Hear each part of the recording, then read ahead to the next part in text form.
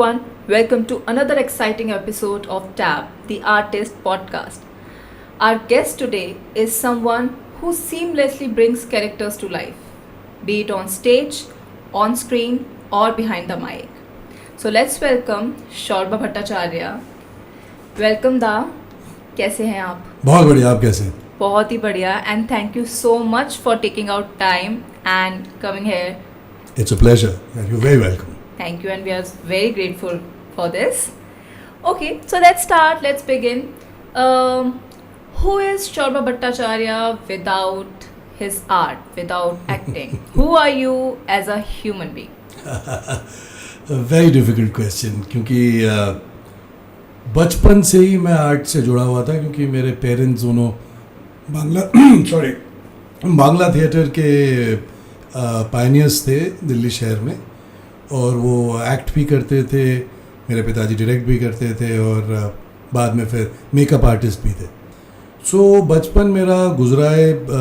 जो किसी ने लिखा था एक नाटक के लिए मेरा प्रोफाइल चाहिए था तो उन्होंने खुद ही लिख लिया था कि शोरबा grew up crawling in auditoriums of Delhi watching his parents perform.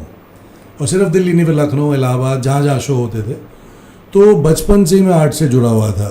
तो आर्ट को निकाल के शोरबा भट्टाचार्य क्या है ये आंसर मैं नहीं कर पाऊँगा. हाँ, इंसान हूँ, बस उतना ही कह सकता हूँ. पर हाँ, you can't take art out of me because I have grown up in art, I have grown up in साहित्य. मेरे पिताजी कविता भी पढ़ते थे, बहुत खूबसूरत से कविता पढ़ते थे. सो हाँ, पर इसके बावजूद मैं आर्ट के अलावा भी बहुत कुछ करता हूँ. तो जैसे मैं 25 साल में कॉर्पोरेट इंडस्ट्री में था, मैं एविएशन में था at very senior leadership roles and across geographies, तो वो भी किए हैं. 25 years till 2019. From 2019 is when I went full time. पर तब तक मैं एविएशन इंडस्ट्री में सीनियर लीडरशिप रोल्स में था. बट आर्ट तब भी था क्योंकि फिर वो शुरुआत में फुल टाइम थिएटर होता था 9 बजे से 9 बजे. जब मैंने एक्चुअली बांग्ला थिएटर से स्टेप आउट करी, जब मैं हिंदी थिएटर में घुसा, मैं एक नाटक का ग्रुप था जिसका नाम था एक्ट 1 आर्ट ग्रुप. और पंडित एन के शर्मा उसके डायरेक्टर थे, अभी भी हैं. मतलब डायरेक्टर तो हम तभी भी मानते हैं उनको क्योंकि गुरु हैं हमारे. और गुरु पूर्णिमा भी गया है तो फिर याद आया पंडित जी का. तो उस टाइम पे 9 बजे से 9 बजे थिएटर होता था और वो was during my college days. So it was easy क्योंकि स्कूल में मैं शेक्सपियर पढ़ चुका था और मैं लिटरेचर पढ़ रहा था कॉलेज में भी, इंग्लिश ऑनर्स कर रहा था. तो वो ज़्यादा डिफ़िकल्ट नहीं था मेरे को कॉलेज बंक करके थिएटर करना. आ जाते थे अपने आंसर्स जो भी देने होते हैं हर साल में, वो हो जाता था. बट हाँ, तो वो एक्ट 1 की जर्नी से मेरी जर्नी शुरू हुई of theatre in the way that जो लोग आज की तारीख में जानते हैं कि मैं जैसे थिएटर करता हूँ, अंग्रेजी, हिंदी या बांग्ला तीनों भाषाओं में जो करता हूँ, तो वो एक्ट 1 की देन है. और उससे पहले मेरे माँ बाप की देन है और कुछ देन है सफदर हाशमी को देखते हुए, उनका नाटक, उनको ऑब्जर्व करते हुए उनका नाटक जो वो करते थे वैसा. वो डिफरेंट प्रोसेनियम कम करते थे एक टाइम के बाद, उसके बाद वो सिर्फ स्ट्रीट करते थे, पर सीखने को बहुत मिला करीब से. सो हाँ, सो आर्ट बाहर नहीं निकल सकता, आई एम सॉरी. तो इंसान बस बोल सकता हूँ कि आर्ट निकल गया तो क्या बचा, तो इंसान बचा. Okay, nice. अभी जैसा आपने बताया कि 25 years you have been into aviation industry और उसके बाद full time now you are into theatre. So how was this transition? Because again, you know, that balance that we talk about, because 25 years का job छोड़कर and actually उस salary को एक pause देकर completely art में अपने आप को लगा देना अच्छे से, without even thinking कि you know how will this journey be eventually. So how was it? How difficult was it? And how was the transition? बहुत डिफ़िकल्ट तो नहीं था क्योंकि मैं कूद पड़ा था, ठीक है. पर हाँ, डर लगा था, बहुत ज़ोर से डर लगा था. पर उसमें मैं एक कोट करना चाहूँगा. मेरे बहुत ही अजीज़ एक एक्टर हैं जिनका नाम है गजराज राव. सो मेरे एक्ट 1 में पहला जो मेरा दोस्त जो बना वो गजराज ही थे, तो आज भी हैं। तो गजराज अब मैं बोल सकता हूँ क्योंकि ये बात उन्होंने पब्लिक में बोली है, पर पहले तो हमारे से बात जो होती थी, तो गजराज ने कहा था कि an actor should never be desperate, क्योंकि आप डेस्परेट होगे तो आप चुन नहीं पाओगे कि मैं ये काम करूँगा, ये काम नहीं करूँगा। तो गजराज ने अपनी ज़िंदगी में भी वो करा है। जब वो बॉम्बे गए थे तो उन्होंने देखा कि बहुत अच्छे अच्छे एक्टर्स हैं, तो उनको काम इमीडिएटली मिलना शायद मुश्किल हो, तो उन्होंने फिर थोड़ी धीरे धीरे करके उन्होंने अपनी प्रोडक्शन कंपनी खोल ली। वो एड फिल्म डायरेक्ट करने लगे। ओके।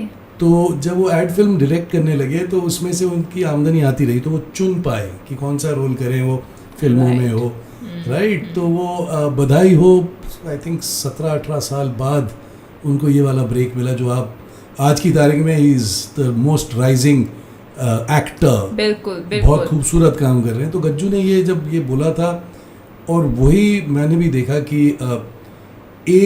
मेरे पेरेंट्स ने एक घर बनाया हुआ था जिसमें रहने की मेरे को कोई दिक्कत नहीं है, right. So that if I had been in a place where I had to pay rent, वो पिंच और ज़्यादा करता। बिल्कुल। तो डर फिर भी था क्योंकि बेसिक लिविंग तो करनी है। True. By God's grace things worked out in such a way that I manage to have enough resources. फिर मैंने सोचा कि अब अगर नहीं कूदा तो फिर कब। मैं अभी 53 साल का हूँ, तो फिर अब मैथ्स कर लीजिए 2019 में मैं कितना था, और बोला कि अब नहीं तो फिर कब कर पाऊँ।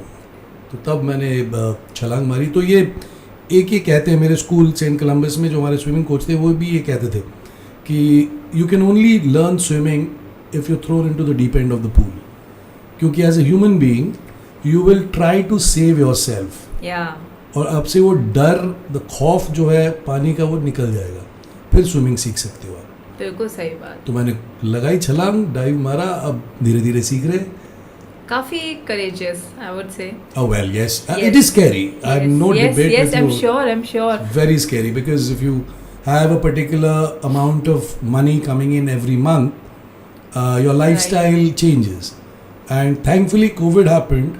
तो मेरा लाइफस्टाइल जो चेंज हुआ बहुत आसान था, क्योंकि मेरे को पता चला कि मेरे को उतना पैसा चाहिए ही नहीं था। हाँ। क्योंकि वो जो खर्चे मैं करता था उनमें मेरे को कोई वैल्यू ही नहीं दिखा। तो it worked out, so everything just fell in place. So yeah, right. but डर तो है, अभी Quite भी है। beautifully. I'm sure. हर रोज डर होता है कि I'm sure. काम मिलेगा, काम से पैसे मिलेंगे, उतने मिलेंगे कि मैं सरवाइव कर पाऊँ। So there's a variety of डर, पर यही है कि इसी में तो मजा है। इसी में मजा है, एंड स्पेशली जब आपका पैशन नहीं, आपका काम बन जाए तो उसमें बिल्कुल। और वो काम करने में मजा आने लग जाता है। Absolutely. काम नहीं लगता है। नहीं, वैसे मैं कॉर्पोरेट लाइफ में भी काम नहीं लगता था, मैं छुट्टी वाले दिन भी चला जाता था। हाँ, क्योंकि वो ऐसा होता था कि British Airways was the first company that I joined, और वहाँ पे लगा ही नहीं कि काम कर रहे हैं। और उस क्योंकि हम सब ऑलमोस्ट सेम एज के थे, जो कॉलेज वगैरह से पास आउट होके और फिर पहली नौकरी थी, and it was a huge kind of an extension of college में भी। तो हम छुट्टी वाले दिन में एयरपोर्ट पहुँच जाते थे कि चलो आज भी काम कर लेते, फिर पार्टी करेंगे।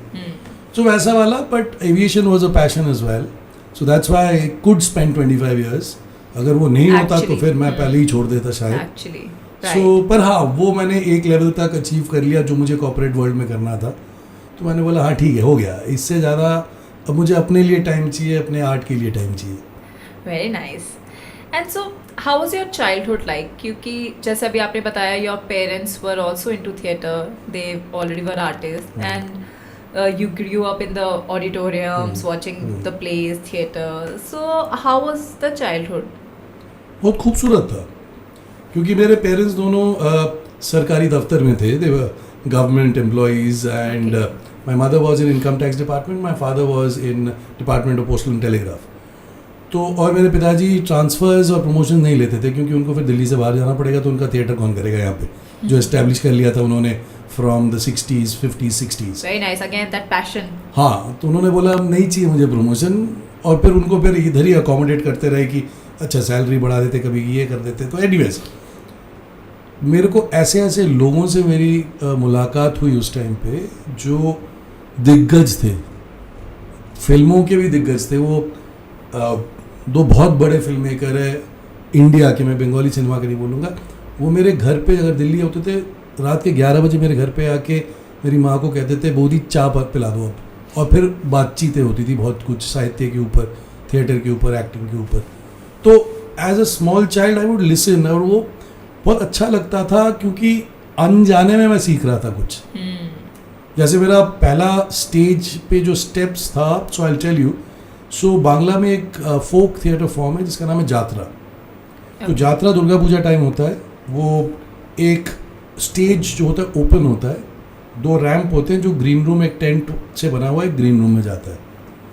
तो जात्रा में एक फेवरेट टॉपिक होता था या तो मिथोलॉजी या नहीं तो मुगल पीरियड का कुछ. तो सपोज करें कि एक मुगल पीरियड का कोई परफॉर्मेंस हो रहा है. So there are 2 people, they are fighting with swords.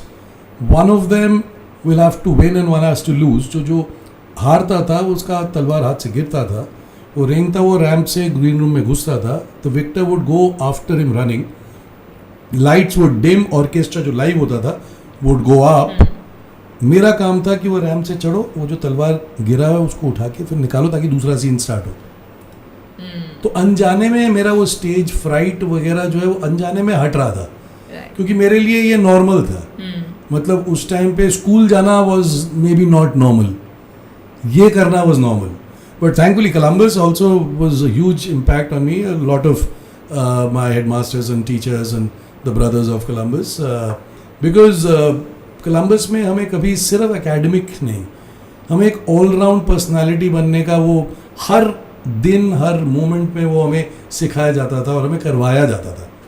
So that helped. So I guess childhood was like one brilliant experience, and so it is right now. I have no regrets about where I am today, about what age, and I think it's been a good journey so far. Touch wood. Touch wood. So nice. So this was your childhood. So how was your journey as a theater artist? Like when you started quite young because you were seeing everything already happening at your place. Right. Then from there to here, how was the journey? How was the graph? What was it like? Interesting. मैंने mention करा था अभी 2-3 एक सफदर के बारे में बोला था, एक एक्ट 1 ग्रुप के बारे में बोला था. तो क्या हुआ कि मैं स्कूल में थिएटर वेटर करता था apart from the sports etcetera. तो एक JNU में जो पढ़ाते थे जोशी साहब हमारे घर के पास रहते थे. तो उन्होंने एक दिन मेरे को बोला कि यार तू नाटक वाटक करता है, चल तेरे को एक नया किस्म का नाटक दिखा के लाता हूँ. तो हमारे कॉलोनी में एक ग्राउंड में सफदर और जन्नाटे मंच उनका जो टीम था वहाँ पे वो परफॉर्म कर रहे थे. तब तक मेरे पास नुक्कड़ नाटक का कोई I didn't have any visibility, मैंने देखा नहीं था. राइट, क्योंकि मैं प्रोसेनियम नाटक ही देख रहा था, कर रहा था स्कूल में, घर पे. मतलब I used to be playing the grandchild in a play, that kind of thing. और तब मैं I think I was in class 10th या 11th. तो मैं गया वहाँ देखने और मेरे को कमाल लगा, ये तो क्या कर रहे हैं भाई. एंड भाई सफदर भाई हैड अ फैंटास्टिक कैरिज्मा. वो किसी से भी मतलब घुल मिल सकते थे और किसी लेवल पे, किसी एज के, उनको कोई फ़र्क नहीं पड़ता था. And you would suddenly feel that ये आदमी तो मुझे पता नहीं कितने सालों से जानता है. तो फिर मैंने उनको बोला कि मैं आपके साथ ये काम करना चाहता हूँ. तो उन्होंने पूछा कि कौन हो भाई तुम. तो मैंने बताया कि मेरा नाम ये है. पिताजी माताजी कौन है? बोला मैंने इनका. बोला अरे शिशिरदा और बौदी तो खुद नाटक करते, तो मेरे पास क्यों आ रहा है? मैंने बोला कि उनका art for the sake of art है, पर अब गर्म जोश है तो आप वाला करना है, ये वाला आर्ट करना है, आर्ट फॉर अ कॉज. बोला पहले स्कूल पास कर फिर आ जा. पर ये बोला था उन्होंने कि तब तक आते रहा कर, नाटक देखते रहा कर, हमारे परफॉर्मेंसेस देखते रहा कर. Unfortunately he was killed before I graduated from school. 1st January 1989 he was killed by some political goons in Jhandapur Sahibabad, जिसमें पूरे देश के आर्टिस्ट आए थे उनके फ्यूनरल में. मैं बंक करके स्कूल जाता था, पर वो दिन संडे था, पता नहीं क्या हुआ मैं नहीं जा पाया. पर हाँ, I was there in his funeral, one of the many people over there. In fact my parents were also there in that funeral. So Safdar के जाने के बाद फिर मैंने कहा अब क्या करूँ. तो फिर मैं गया मंडी हाउस, वहाँ पे मैंने नाटक देखे कुछ और मैं बहुत ज़्यादा प्रभावित हुआ, बहुत ज़्यादा. वो मनोज बाजपेयी का नेटुआ था. मैंने कहा ये कौन है. और उसके बाद ही मैंने एक और नाटक देखा, जब शहर हमारा सोता है, जो पीयूष मिश्रा ने लिखा था. अच्छा। और ये सारे जितने भी आज की तारीख में दिग्गज हैं स्क्रीन पे, ये सारे थे। तो मैंने कहा यार इनसे तो यही है ये तो।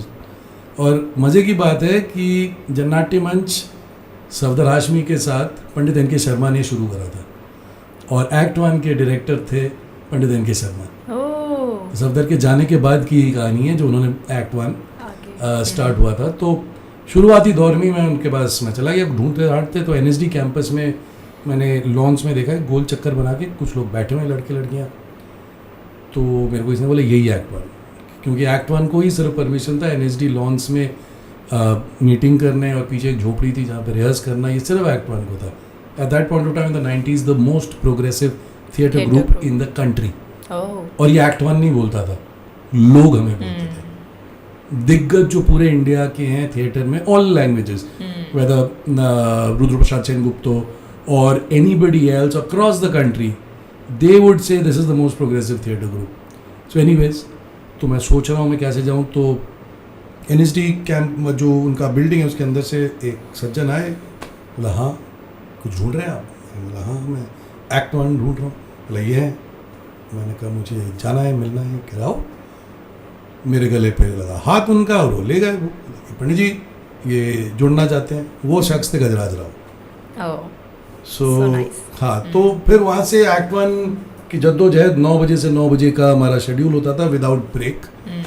और फिर 1995-ish में कुछ लोग वहाँ से फिर बॉम्बे की तरफ कूच किए। Specially what happened was bandit queen happened, जिसमें बहुत सारे लोगों को रोल मिला था, शेखर साहब ने दिया था। तो शेखर साहब ने कुछ लोगों को बोला था कि अब तुम लोग जाओ बॉम्बे। तो मनोज चले गए, आशीष दा चले गए, गजराज, तो ये सब सुजीत गए। तो जब ये लोग सब जाने लगे उसी same time my parents were retiring. तो उस टाइम मैंने बोला कि यार अभी बॉम्बे तो मेरा बना नहीं है अभी उस लेवल तक, तो मैं अभी नौकरी करता हूँ साथ में थिएटर करता हूँ। तो तब मैंने ब्रिटिश एयरवेज ज्वाइन करा था। ओके।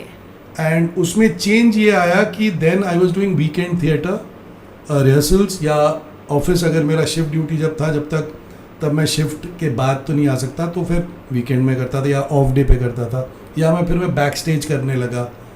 तो ये करते करते मेरे को फिर 3 साल की पोस्टिंग हो गई चेन्नई में। तो वहाँ पे फिर मैं अंग्रेज़ी थिएटर करने लगा। फिर वापस जब आया I came into a role which had a day shift. तो उस टाइम पे फिर मैंने अंग्रेजी म्यूजिकल स्टार्ट करा। बेसिकली आप थिएटर से जुड़े रहे? बिल्कुल जुड़ा रहा।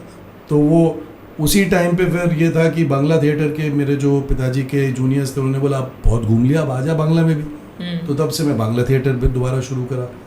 सो उस हिसाब से फिर चलता रहा। आज की तारीख में मैं बांग्ला, हिंदी और अंग्रेजी तीनों भाषाओं में थिएटर करता हूँ।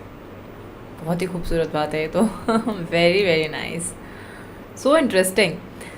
काफ़ी जर्नी काफ़ी इंटरेस्टिंग रहा, बिकॉज चाइल्डहुड से and then the college life and then moving into another thing only, corporate life, and then coming back to full-time theater again. Right. So interesting. Who has been your inspiration? Who or what gave you this? The inspiration. मैं सबसे पहले बोलूँगा अपने parents को, because वो शुरू से वो ये जो मेरा एक दरवाजे खिड़कियाँ खुले रहने वाला जो स्टेट ऑफ बीइंग है, it came from them. In the sense that theatre में हमें पता ही नहीं चलता कौन आपके साथ खाना खा रहा है, किसके साथ आप रिहर्स कर रहे हो, you don't care. All you care about is that person performing in the rehearsal and on stage. उसके आगे बढ़ते हुए फिर मैं स्कूल में अभी 2 साल हुए, 1 साल हुआ है, जो मेरे एक बहुत मेरे हेडमास्टर थे मेरे, वो उन्होंने मेरे को बहुत इंस्पायर करा था। और brother Eric D'Souza, he was a big what should I say, a balloon of inspiration for quite a lot of us, and me personally 100%। उन्होंने मेरे बहुत सारे ups and downs of decision making में उनके पास जाके एडवाइस जो मिला था कमाल था। फिर उसके बाद चलते हुए सफदर को देख के बिल्कुल इम्प्रेस्ड एंड इंस्पायर। और फिर एक्ट 1 में पंडित एन के Sharma and all these fantastic actors आपके सामने ये सीनियर्स हैं जो कमाल का काम कर रहे हैं। मतलब आप सोचें कि आशीष दा का मैंने नाम लिया था, आशीष विद्यार्थी, जब शहर में मैं सेकंड राउंड ऑफ शोज जो हुए थे उसमें मैं स्टेज पे था, मेरे को तब तक मिल गया था कि एक गैंग में आप ये रोल कर सकते हैं क्योंकि टाइम लगता है।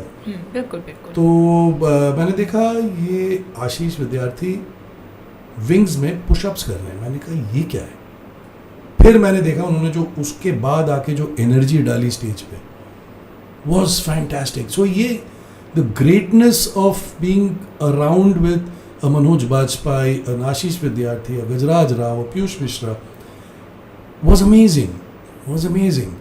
और हमारे साथ में बहुत लोग थे, हम ऑलमोस्ट सिमिलर टाइम इम्तियाज भी आए थे और मैं भी आया था एक्ट 1 में। शुजीत हमारे साउंड करते थे और कमाल करते थे शुजीत सरकार। तो ऐसे कमाल क्रिएटिव लोगों के साथ एक साथ स्टेज पे होना, बैक स्टेज होना, बैठ के खाना खाना और किसी को कोई फर्क नहीं पड़ता कि कौन कहाँ से है। सो they were inspirations and they are still inspirations. I'm sure. But I wanted to also tell you that Swati, I get inspired every day. मैंने बच्चों के साथ काम करके मुझे लगा कि यार ये तो सीखने वाली बात है, तो कमाल है। मैं हर आर्टिस्ट के साथ जिनके साथ कोलैबोरेट करता हूँ इन वट एवर फॉर्मेट, उनसे सीखता हूँ। तो इंस्पिरेशन को ढूंढने की ज़रूरत नहीं है। आप अगर ऑब्जर्व करोगे, और एज एन आर्टिस्ट आपका काम है ऑब्जर्व करना, बिल्कुल आप ऑब्जर्व करोगे तो आपको दिख जाएगा भाई कि ये देखो ये चीज़ तो तुमने सोचा ही नहीं था। एक मेरे को याद है, मैं एक बार जूरी बन के गया था, मिरांडा कॉलेज का थिएटर फेस्टिवल था। उन्होंने एक नाटक दिखाया मेरे को जो वो I was blown out of my weight से। एक बहुत senior actor from Bengali theatre and आजकल तो हिंदी फिल्म इंडस्ट्री में बहुत काम कर रहे हैं वो। तो हम दोनों बैठे थे और मतलब कमाल सा हो गया कि हम दोनों ने आफ्टर द परफॉर्मेंस हमने एक दूसरे की तरफ देखा। मैंने बोला दादा कह रहे यार मुझे, मैंने कहा मुझे भी नहीं आई, कैसे इन्होंने सोचा।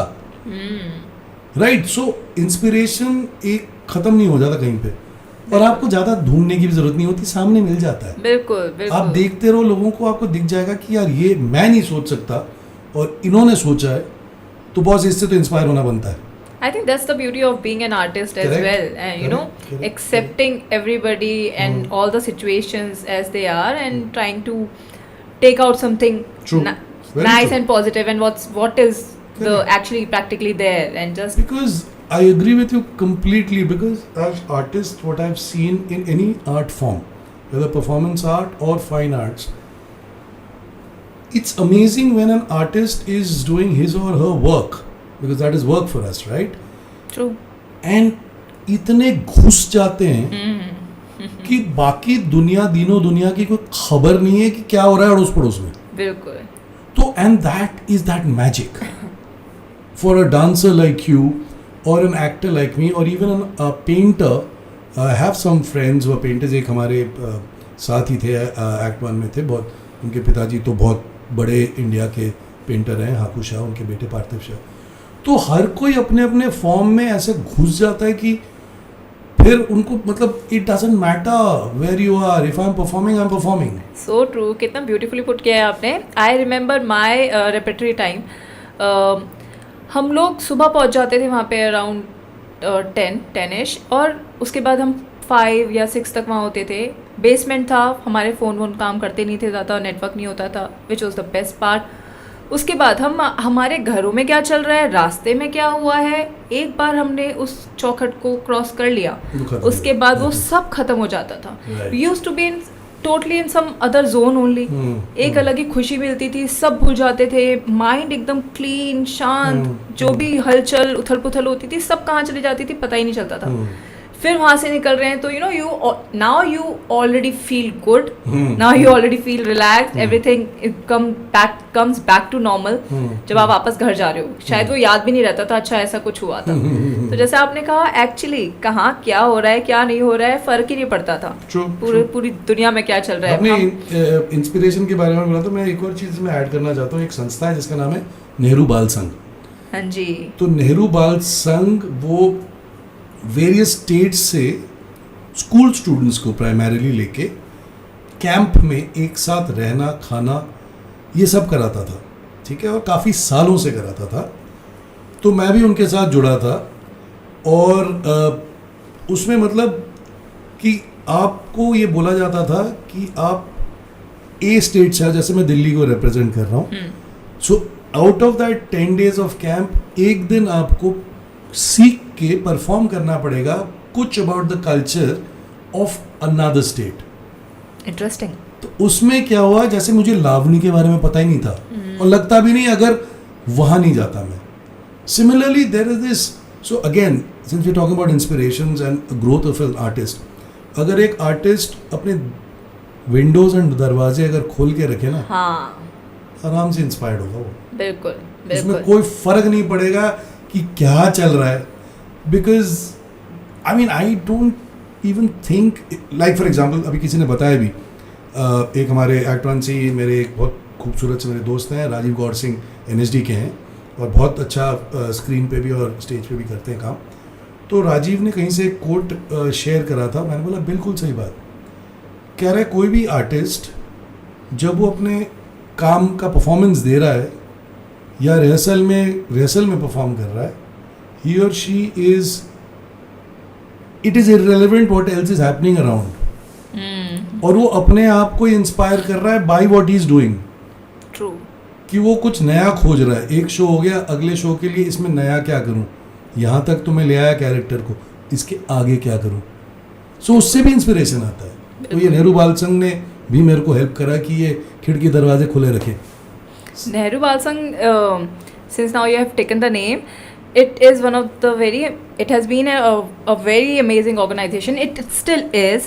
Or obviously I did not know this, but अच्छा, even अभी we से- guys also अरे। have been kind of associated with it. Wonderful. तो जो हमारी मदर कंपनी है, the company from where we guys are trained, हम्म, तो sir used to choreograph and direct a production during Independence Day and all. It was a patriotic production, अरे, dance जश्न production. आज़ादी। It was Jashn Azadi. अरे क्या बात है। हाँ जी। मैंने देखा है, हम बिल्कुल देखा। परफॉर्म किया हमने उसमें। अरे वाह, देखो small world. I know small world. और घूम के कहाँ से हम आज इस बात पे पहुंच गए। क्या बात। बट या हमने जितना टाइम वो किया, we had a wonderful time with them. Show बनाने से लेकर उसको प्रेजेंट करने तक, और उसके अलावा आर्टिस्ट के साथ जो ट्रीटमेंट होता है, that because that is important. Everybody from top to bottom was taken care of so well. Because वही देखो, नेहरू बाल संघ के जो कैंप्स होते थे उसमें खाना बन रहा है, सब मिलके खा रहे हैं। वहाँ पे नहाने का, दिल्ली वाला जब हुआ था वो ठंड थी कड़ाके की, और खानपुर के वहाँ पे एक ग्राउंड पे हुआ था, but it was that boss तुम नहाओ नहीं नहाओ ठीक है, खाना सब इकट्ठे बैठ के खाएंगे, अगर मतलब you have to be presentable also. Right. और उसके बाद फिर ड्यूटीज होते थे सबके, और उसके बाद कल्चरल प्रोग्राम्स करने पड़ते थे। ये नहीं कि आप सिर्फ कैंप में गए मस्ती मारे ना, तो वहाँ पे आप पूरा एक प्रोडक्शन रेडी होता था किसी भी चीज़ का, गाने का, नाच का, थिएटर का, स्किट का, कुछ भी करो। और उसके बाद जो ये एक दिन का होता था कि आपको एक नए स्टेट का, तो आप कह रहे हो कि वहाँ पे आर्टिस्ट को इतना they looked after you as an Yes, artist is because जो वहाँ पे हमने देखा था, क्योंकि that is the ethos of Nehru Bal Sangh, कि वहाँ पे आप अदरवाइज आप देखें अगर ये कैंप होता without any of this art and culture things happening, तो it would be just a playground. पर यहाँ पे प्ले ग्राउंड नहीं था, यहाँ पे हम कुछ सीख भी रहे थे। Actually We were learning about different parts of the country through their art, their culture. And we were also learning about how to live. Because एक टेंट में सिर्फ मैं अपने स्टेट के लोगों के साथ नहीं था, हाँ। एक टेंट में there were other state people as well. So उनका जैसा रहना, खाना, पीना, वो भी हम सीख रहे थे। बिल्कुल बिल्कुल। So it was, so that is why probably I would say that ethos- cultural exchange in It is, it was. actual sense. 100% था, उसमें कोई दो राय नहीं है। अब आजकल कैंप नहीं होते हैं, पर कोविड में बहुत लोग गए हमारे, unfortunately like in any other field, but वो एक बॉन्ड जो बन गया है, तो वो बॉन्ड अभी भी, मैं अब सोचो कि मैं अगेन 11th-12th की बात कर रहा हूँ, it's like 1990 I graduated, right, और अभी भी वो मेरे साथ इथॉस है। I am in touch with them, हमारा एक ग्रुप है। अब तो टेक्नोलॉजी, उस टाइम पे हमारे पास मोबाइल होते नहीं थे, बिल्कुल। अब टेक्नोलॉजी, अब a lot of people have got connected back together, and there these relationship. उस टाइम पे कम्युनिकेशन हम चिट्ठियों से करते थे, क्योंकि अगर मेरे को यहाँ से बैंगलोर किसी से कनेक्ट करना है तो फ़ोन घर पे हो तो ठीक है, वैसे कभी कभार, और इतने महंगे होते थे कि ट्रंक कॉल बुक करते थे टाइप्स, रात में करते थे. बट चिट्ठियों के थ्रू हमारे कनेक्शंस रहे. पर वो भी काफी इंटरेस्टिंग होता था. हाँ, बहुत एक खूबसूरत चिट्ठी था. पढ़ने का एक लिखने का, बिल्कुल, अलग ही बिल्कुल. क्रेज है, Yes, एक yes, अलग ही yes, yes. फील है, आई वुड से. Correct. So yeah. So yes, so that's the basic thing, that as long as I'm repeating myself, as long as you're open as an artist and observant as an artist, inspiration आता रहता है. बिल्कुल बिल्कुल सही बात है. मतलब और ये सीखने वाली या एक्चुअली सोचने वाली बात तो है ही. काफ़ी बार ऐसा हो जाता है कि हम अपने थोड़े से अपने आप को थोड़ा सा ब्लॉक कर लेते हैं, बिकॉज एक वो फीलिंग ऑफ मैं आ जाता है कि this True. Is what I am, this is who I am, this is how I would want my things to be. तो जब ये वाला सेंस आ जाता है तो you are right. I think उसके बाद तो फिर ग्रोथ कहीं ना कहीं आपकी स्टक होगी ही होगी.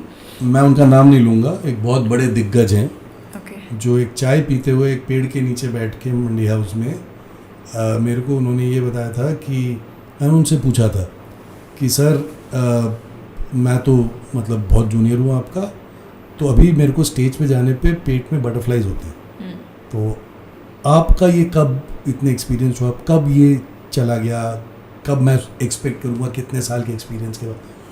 तो उन्होंने अपनी डीप बैरिटोन में बोला था कभी नहीं, आज भी होता है मेरे को. मैंने बोला सर क्यों मजाक कर रहे हैं. तो बोला नहीं, जिस दिन आपके बटरफ्लाइज नहीं होंगे, मान लो आपने अपने आप को बोल दिया कि मैं सब जानता हूँ, आपको स्टेज ऐसा पटकेगा जिंदगी में दोबारा शायद खड़े नहीं हो पाएंगे. मैंने बोला पर सर आपके इतने एक्सपीरियंस कह रहे हैं. हाँ, there is a difference. Yet side because of my experience, that will come only with experience. When I step on the stage, before that I have the butterflies, but when I am on the stage with the light on me and the audience in front of me, I am the king of the stage. Oh. So उन्होंने मेरे को ये बताया था, and that's absolutely true. The That's moment actually जो आपका ये मैं वाला आ जाए किसी भी आर्टिस्ट को, देखो गुरूर होना चाहिए. There is no doubt about that. If you're doing good work, बिल्कुल गुरूर होना चाहिए. पर उसमें अगर आप लेके चलो कि मैं जानता हूँ, तो उसमें फिर आपकी वो ख्वाहिश टू लर्न मोर, हाँ, वो खत्म हो जाती है. और वो खत्म हो गए तो मतलब ये हुआ कि जैसे आप समझो कि आज के तारीख में बच्चों को 100 on 100 मिल रहे हैं मार्क्स, राइट. तो ये कैसा एजुकेशन सिस्टम है. मैथ्स में तो मैं मान सकता हूँ there are marks for various steps, पर अगर किसी को अंग्रेजी में 100 मिले तो फिर वो क्यों पढ़ेगा आगे.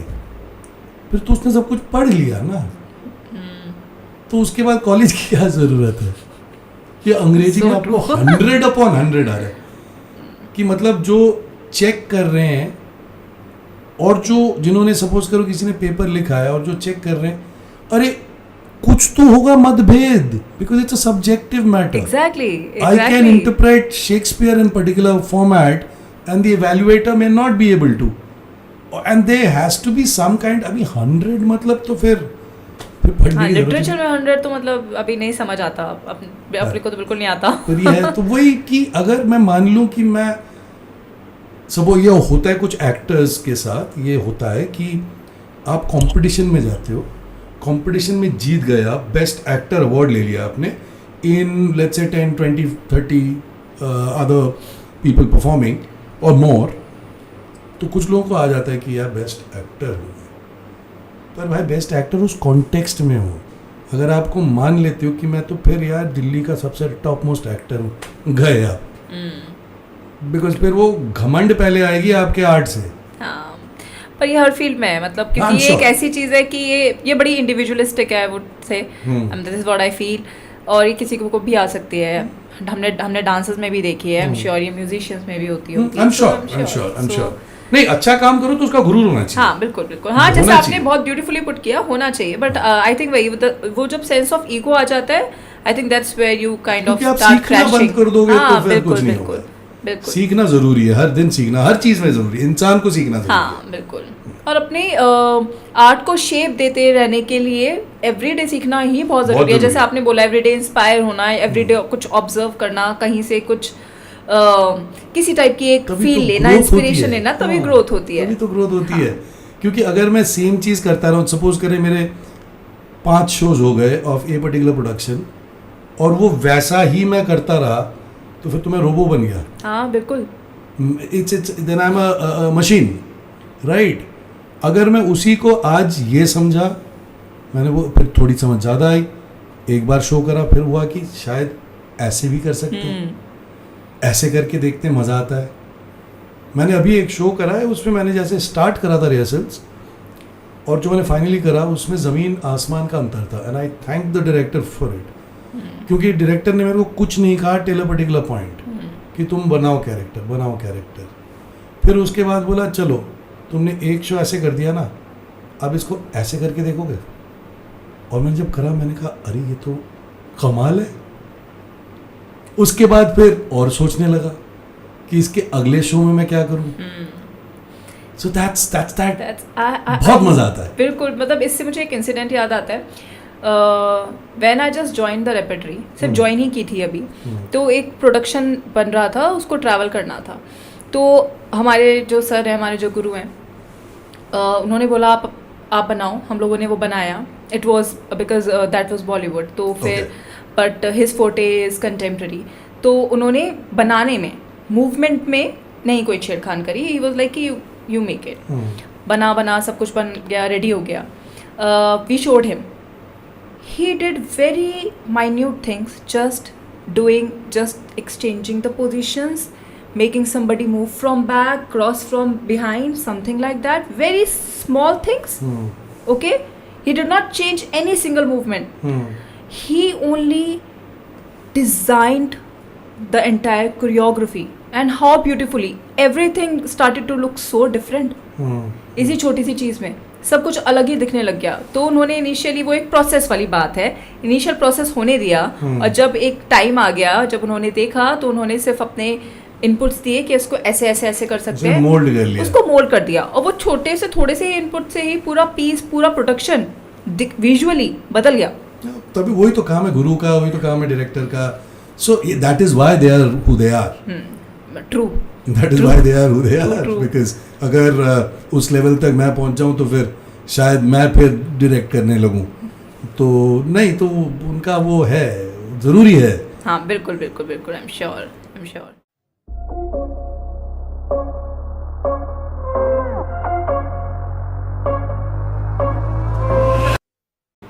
Hello Dada, Hi, welcome once again. thank you so much. Pleasure being here. So moving on, I wanted to ask, आपने बताया कि आपके parents Bangla theatre in Delhi के पायनियर्स रह चुके हैं। सो हाउ वाज इट, अगर जैसे कि अभी आप परफॉर्म कर रहे हो और आपके पेरेंट्स आ रहे हैं जो ऑलरेडी पायनियर हैं, तो एक स्टेज फ्राइटन अलग होता है, एक प्रेशर अलग होता है, और आपके पेरेंट्स जो ऑलरेडी सेम फील्ड में हैं उनके आगे परफॉर्म करना, and you are also worried कि घर जाके you will get some critical overview on this. तो वो कैसा रहा आपका?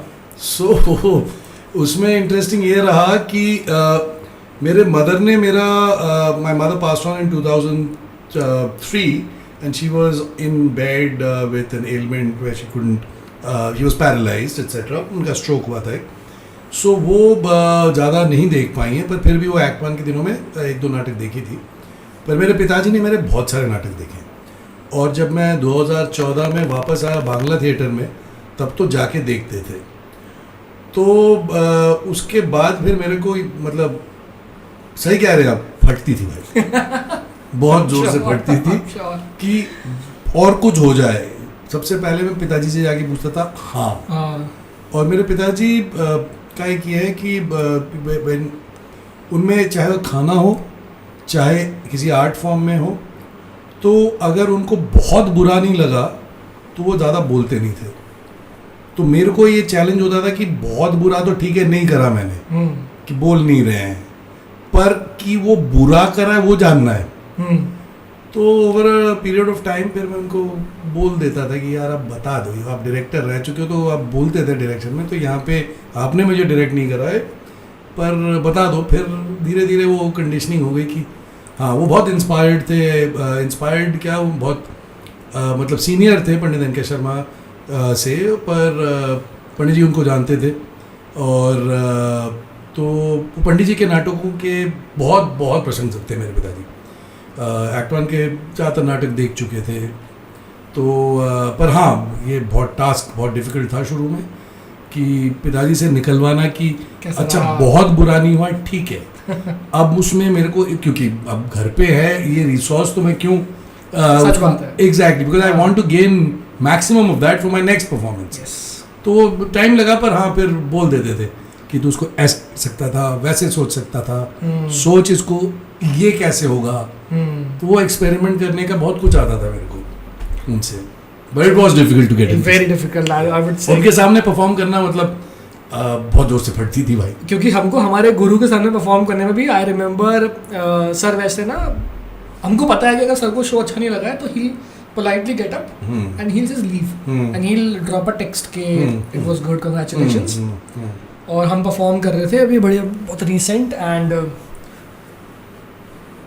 सर आए हुए थे देखने के लिए, वी वर लाइक यार सर आए हैं सर आए हैं सर आए हैं, हम, और जबकि हमको उनके साथ घर नहीं जाना, करेक्ट करेक्ट वो करेक्ट। ऑडिटोरियम से अपने घर, हम हमारे घर, वो जहाँ जो बोलेंगे हमें, ऑल्दो उनको अच्छा लगा, he doesn't say like that कि बहुत बढ़िया था, very good, he is like अच्छा कर रहे हो। इफ ही सिंग अच्छा कर रहे हो मतलब you are doing good, you keep, you are on the right track. वो मुझे लगता है गुरुज का इतना ही होता है कि वो बस एक हल्का सा हिंट देते हैं आपको, पर आपको तो घर भी जाना है, नहीं वो बहुत क्या आज खाना नहीं मिल रहा। नहीं वैसा कुछ नहीं होता था, हाँ मतलब इनकरेजमेंट ही होता था, पर हाँ it took me a while to get him to tell me कि भाई कुछ बताओ, कुछ आइडिया क्या। पर हाँ ये एक उनसे मेरा ये कंडीशन था, बोथ माय पेरेंट्स, माँ तो उतनी ज़्यादा क्योंकि तब मैं शुरुआत ही कर रहा था, और क्योंकि मेरी माँ बिकॉज ऑफ अ एलिमेंट, तो वो 2000 से 3 साल तो देयर वाज नो स्कोप, और पिताजी भी उनके देखभाल में ही spent a lot of time with my mother only. But हाँ उसके बाद भी, उससे पहले भी देखा है। तो उसमें बहुत इंटरेस्टिंग सी बात है कि मैंने उनसे ये कमिटमेंट लिया था स्पेशली बांग्ला थिएटर के लिए, क्योंकि जितने भी मेरे डायरेक्टर्स थे बांग्ला थिएटर में 2014 में मेरी जो वापसी हुई, वो सारे उनके चेले थे। तो वो कहते थे कि चिचिरता को बुलाते हैं रिहर्सल दिखाने, मैंने बोला था ये नहीं करना, रिहर्सल में नहीं आओगे आप शो देख के बताओ। शो तक ठीक है, हाँ शो देख के बताओ, रिहर्सल में बताओ प्लीज। सही बात है। तो ये जितने भी मेरे डायरेक्टर्स रहे हैं बांग्ला में, वो मेरे को मतलब पीछे पड़ जाते थे कि यार क्या मतलब है, हमारे तो गुरु हैं तो हम क्यों नहीं बुला पाए। मैंने कहा पर मेरा बाप है, प्लीज रिहर्सल में नहीं, बाकी ही कर लेंगे। Very nice. And how was your school days? Because one of the most renowned actor from Bollywood is also from St. Columbus, Mr. Shah Rukh Khan sahab. And was he there when you were doing Yes. theatre? He was. So हम जब so he Shahrukh Khan साहब 1985 pass out हैं, sword of honour. Sword of honour दिया जाता है हमारे school में for all round development, whether it's academic, sports, co curricular activities etcetera. तो उन्होंने वो सॉर्ड जीता था। I was 1990, so we had a 5 year difference between us. उनके साथ मेरे को सिर्फ एक ही याद है कि जब मैं मिडिल स्कूल में या जूनियर स्कूल में था, तो एक ऑर्गेनाइजेशन था bank club, BANG club, Okay. जिसमें बहुत सारे डिफरेंट फॉर्म्स के कॉम्पिटिशन्स होते थे between schools. So there used to be around 8 odd schools from Delhi and 2 schools from outside Delhi. तो कभी मेयो आता था, सिंधिया स्कूल आते थे। सो ये होता था, पहले श्री फोर्ट में होते थे पहले 2 दिन, और उसके बाद वो मूव करा हम सुब्रोतो पार्क, एयरफोर्स ऑडिटोरियम, वहाँ पे पहले 2 दिन होते जिसमें डिबेट्स, एलोक्यूशंस, जैमिंग, जस्ट मिनट जिसे कहते हैं, Hindi vocals, Hindi music, instrumental, western vocals, western instrumental, ये सब होता था। और उसका कल्मिनेशन होता था इंदिरा गांधी इंडोर स्टेडियम में, जहाँ पे आज की तारीख में जो, और उस रॉक शो होता था उस दिन, कि ये जो स्कूल्स हैं 10 स्कूल्स, इनके रॉक बैंड, और एंड में होता था professional rock banned from the country. जो यूफोरिया ने सबसे पहले वहाँ पे परफॉर्म करा, डॉक्टर पलाश सेन, अगेन कलम्बन। Oh wow. हाँ, तो डॉक्टर पलाश सेन ने वहाँ पे यूफोरिया का वहाँ पे हुआ, जूलियस द ब्लैक स्लेड उन्होंने वहाँ पे करा, परिक्रमा वहाँ से हुआ। मतलब आप जो भी, और मेरी दोस्ती इन लोगों से तभी से हुई जब हम इकट्ठे, पहले तो हम आई वॉज अ पार्टिसिपेंट, तो इसमें क्या होता था, आप जब स्कूल पास करो तो फिर एक इवेल्युएशन प्रोसेस होता था कि आप ऑर्गेनाइजिंग में भी you can join the group, the club, the bank club. So मैं एज अ पार्टिसिपेंट भी था, उसके बाद मैं ऑर्गेनाइजिंग में भी गया और काफ़ी दिन चला वो। तो कॉलेज के दौरान वो बहुत अच्छा होता था क्योंकि when I joined the professional field and even in my as an actor today when I am part of organizing cultural events, बहुत कुछ उधर से सीखा मैंने। बिकॉज एक ग्रुप आप ये देखें जो वेरिड स्कूल से आए हैं, जो पहले पार्टिसिपेंट रह चुके हैं। Shahrukh also perform there, skit उसने वहाँ पे अवार्ड जीता था। बैंक क्लब यूथ क्वेक था कंपटीशन का नाम, youthquake, so earthquake, youthquake, right, so वैसा वाला था। और bank club was building a new generation. तो उसमें यह था कि get these young children to grow up in this environment where, yes, it was competitive. There was huge rivalries between schools. Like there were certain events that X school would be very good at, and they would have rivals for that. So there was Columbus का major rival होता था, Mount St. Mary's, Scindia, Doon School, वो बहुत अजीब से चीज़ भी बोले जाते थे, वो वहीं पे बैठ के बन जाते थे स्लोगन्स। सो वो सब हुआ। उसके बाद जब मैं ऑर्गेनाइजिंग में गया, आप समझे कि Indira Gandhi indoor stadium, right from permissions to security at the event and seamless flow, because these are school children and there are girls schools as well. So there would be Mater Dei Convent there, there would be Carmel there, Convent of Jesus Mary there. So there was a lot of responsibility on the organisers, but this group of young people, मतलब जिन्होंने found करा था ये organisation, they were probably 20-30 years elder to me, right? And then there was me, and there were people even after me who joined. काफ़ी दिन चला, अब नहीं हो पाता है बिकॉज सब बंद हो गए हैं अपने अपने फुल स्ट्रक्चर्स में, जो प्रोफेशनल लाइफ में। आपको ये आप जान के बहुत अचरज होगी कि विजक्राफ्ट करके एक बहुत कमाल का ऑर्गेनाइजेशन था, राइट, अभी भी शायद है, पर उन्होंने शायद कुछ अपने, जैसे किंगडम ऑफ ड्रीम्स बंद हो गया। Right, Wizcraft had come to us at the bank club and said, can you either join, all of you join us, और can you teach us, how do you do this? It's a big deal. Yeah every अगस्त सितंबर में होता था। और मतलब आप समझो एक IG stadium, Indira Gandhi international indoor stadium, packed, can imagine. So that everybody on walkie talkies, और कोई ये कर रहा है, कोई वो कर रहा है, और एकदम स्मूथली फंक्शन हो रहा है, एवरीथिंग इज वर्किंग। उसके प्रिपरेशन में 6-8 महीने लग जाते थे हमें। सो हाँ, तो शाहरुख की जो बात हुई थी, तो शाहरुख का मैं स्कूल में था, 5 साल का हमारा डिफरेंस था। तो मतलब डायरेक्टली कोई इंटरेक्शन वैसे नहीं हुआ, पर हाँ उनको देखा है मैंने, जो स्कूल में उन्होंने सबसे पहले द विज करा था, जिसमें वो विज़र्ड ऑफ ऑज पे जो था, वो खुद विज़र्ड ऑफ ऑज बने थे। और Palash da, if I am not mistaken, Euphoria के वो भी थे उसमें, if I remember correctly, he was the tin man, but I am not sure. So yeah, पर उतनी ही इंटरेक्शन थी, उससे ज़्यादा इंटरेक्शन हुई नहीं थी। So coming back, you have been into this field, I guess, for more than 3 decades, I can say. Easily. Not 30, yeah, 3 decades, I can say. Easily. What's the cultural difference you feel? Because क्योंकि मैं सुन रहा हूँ, I can feel, I can sense a cultural hub, a cultural thing happening right from the school level, and the support from the community, which I guess things are not as supportive and as culturally active nowadays. So what do you feel? There's a cultural difference? There's a huge, less? मैं cultural difference नहीं कहूँगा। अभी भी अगर आप एक बच्चे को बोलो कि आप स्टेज पे चढ़ के कुछ करना चाहोगे, without having to prove himself और हरसेल्फ, वो भी कर लेगा। उसको बोलो कि ये एक बॉल है स्टेज पे, या किसी भी एक एरिया में उसको बॉल दे तो खेलना चाहेगा वो। परेशानी ये है कि the competitiveness has become so bad and there is so much of pressure to be successful, right? मतलब हम जब ग्रो कर रहे थे तब ये बोला जाता था प्रोफेशनल मतलब डॉक्टर, इंजीनियर, ऐसे ही कुछ बनो, राइट? अब it is not doctor engineer, अब इतने सारे प्रोफेशन है but you have to be the best.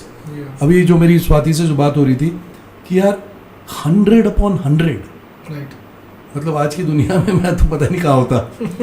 Right. तो बट वो प्रेशर है बच्चों पे, that's one. Number 2 is the fact that the attention span of the audience for any kind of thing has gone down. लोग जल्दी bore हो जाते हैं. इसका ये भी मतलब नहीं कि कंटेंट सारा अच्छा बन रहा है, ना. कुछ कंटेंट अच्छा बन रहा है, बहुत अच्छा बन रहा है, बट कुछ कंटेंट अच्छा नहीं भी बन रहा है ज़बरदस्ती में. तो एक्ट 1 के डायरेक्टर ये बोलते थे, तब भी बोलते हैं 90 के दशक में, कि मीडियोक्रिटी मत करो. तो हमें तब समझ नहीं आता था क्यों कह रहा है मीडियोक्रिटी. हम क्यों मीडियोक्रिटी करना नहीं चाहता, कोई भी आर्टिस्ट नहीं करना चाहता है, पर ये इस पे एम्फेसिस क्यों दे रहा है वो अब पता चल रहा है. क्योंकि मीडियोक्रिटी इतनी आ गई है कि लोगों का अटेंशन स्पैन बहुत छोटा हो गया और उनके पास ऑप्शन अभी बहुत कुछ है. तो वो कल्चर डिफरेंस में ये है कि आज की तारीख में कोई समय निकाल के किसी थिएटर पे या ऑडिटोरियम में जाके कोई क्रिएटिव परफॉर्मेंसेस देखना, वो फिगर आउट करेगा कि भाई अगर मैं इतना टाइम दे रहा हूँ तो उसमें मेरे को वापस क्या मिल रहा है. और ऐसा भी हुआ है कि ऑडिटोरियम्स के rates have hit the roof. अगर आप आज दिल्ली शहर में इन मंडी हाउस अगर आप कोई भी परफॉर्मेंस करने जाओ, कॉस्ट जो होता है वो कौन से आर्टिस्ट या ग्रुप ऑफ आर्टिस्ट उतना बेयर कर पाएगा, नहीं कर पाता है. ट्रू. पर इसमें फिर आर्टिस्ट, जो मैंने अभी स्वाति को भी कहा था कि every day is a learning, तो आर्टिस्ट अडेप्ट कर रहे हैं. अभी इतने सारे इंटीमेट स्पेसेस खुल रहे हैं नोएडा में, गुड़गांव में, जहाँ पे परफॉर्मेंस होता है. जैसे अर्जुन सागर गुप्ता एक खुद म्यूजिशियन है, उन्होंने पियानो मैन स्टार्ट करा. पहले सफदरजंग में करा, उसके बाद उन्होंने गुड़गांव में करा 32 माइलस्टोन. अब एलडेको मालवीय नगर में उनका. मैं इन तीनों जगह पे परफॉर्म कर चुका हूँ नाटक. अच्छा. और ये है कि वो as an artist himself, he is a musician, as an he plays the piano, he plays percussion. तो अर्जुन ने ये सोचा कि यार इसको भी तो एक्सप्लोर कर सकते हैं. वहाँ पे उन्होंने लाइट्स अरेंज किए हैं, वहाँ पे उसने परफॉर्मेंस स्पेस बनाए हैं. So now people are exploring that, the piano man, right. Safdarjung वाला तो बहुत बहुत खूबसूरत है. ये तीनों आप अगर एल्डेको सेंटर में जाएंगे, उसको स्टेज जो है वहाँ पे आपको परफॉर्म करने का मजा आएगा. क्योंकि वहाँ पे ऑडिटोरियम स्टाइल एक बन जाता है. अच्छा. कि टेबल है, सब कुछ है और बहुत खूबसूरत परफॉर्मेंस स्पेस है. मैंने तीनों में करा है. मैंने नाटक किए हैं तीनों में. सोचो आप, फिर एक जैज क्लब में म्यूजिक नहीं करा मैंने, थिएटर करा है. सिमिलरली अभी 19-20 को एक और वो मैंने बोला ना, आर्टिस्ट अडेप्ट करते रहते हैं कि if theatre doesn't, people don't come to theater, then let's take the theater to people. Yes, so true. So Noida में ऐसा है कि नोएडा में कोई थिएटर वेन्यू नहीं है as such. कुछ स्कूल्स में ऑडिटोरियम है जो वो देते हैं, पर उसमें बहुत सारे रिस्ट्रिक्शंस हैं कि रात का टाइमिंग एंड ऑल, टिकट कर सकते हो, नहीं कर सकते हो, फिर व्हाटएवर, वो स्कूल का ही प्रॉपर्टी है. तो हमने बोला, मेरे को दोस्त मेरे बोलते थे कि भाई हमें अगर थिएटर देखना तुम्हारा या किसी और का, हमें या तो दिल्ली जाना पड़ता है या गुड़गांव जाना पड़ता है, भाई यहाँ क्यों नहीं करते हो.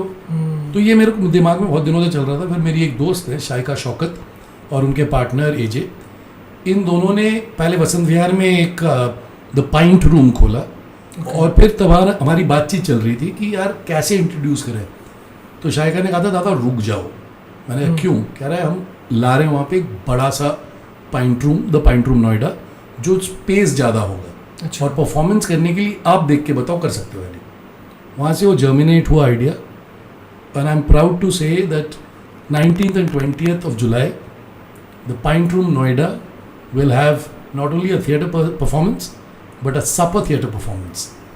So this is a trend that is being started, and the credit entirely goes to the Pint Room team, Shaika and AJ, and also the director of the production and the producer of the production I am doing, which are Swati Sodhi, बहुत कमाल की director है, actors भी हैं, and Sujata Vij.